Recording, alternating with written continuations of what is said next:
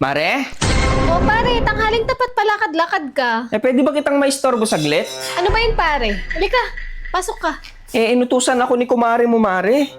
May fill upan kasi nag-apply siya ng loan. Ngayon, panay English yung fill upan. Alam mo naman kami, hindi kami nakapagtapos ng elementarya, kaya nilapitan kita, Mare. Sige pare, kuha ka ng upuan. Tignan ko nga pare, kunin mo yung upuan. Ay, madali lang to pare. Sige, kunin mo yan. Ikaw lang magsulat at pangit yung penmanship ko.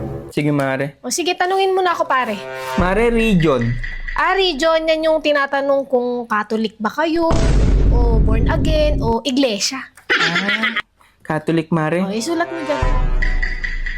Dali lang yan pare. Ganito yung spelling niya, Mare. Oo, tama yan pare. Extension, Mare. Extension, tinatanong yung mga extension nyo sa bahay kung ilan ba. Ay, 7, Mare. O, isulat mo 7. Street, Mare. Street, tinatanong kung street ba yung buhok ni Mare o kulot.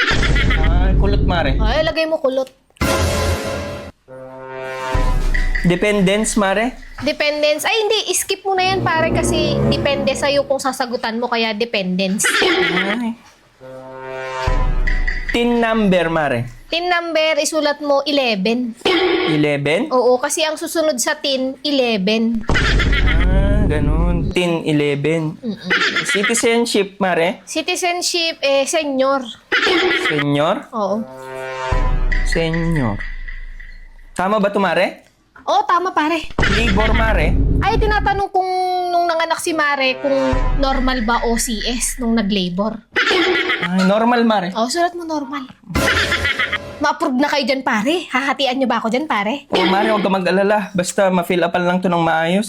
Zip code, Mare. Ayan yung sa pinagtatrabahoan ni Mare kung ilan ba ang sip-sip na katrabaho niya, kaya zip code. 4 sila, Mare. Ay, sulat mo 4. Mga sip-sip kasi sila.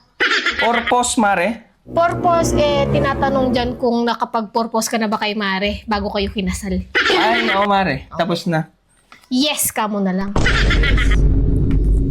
Yung sex, Mare. Ay, tinatanong kung kailan ang huling sex nyo ni Mare. Kagabi, Mare. Ay, sulat mo last night. Last night.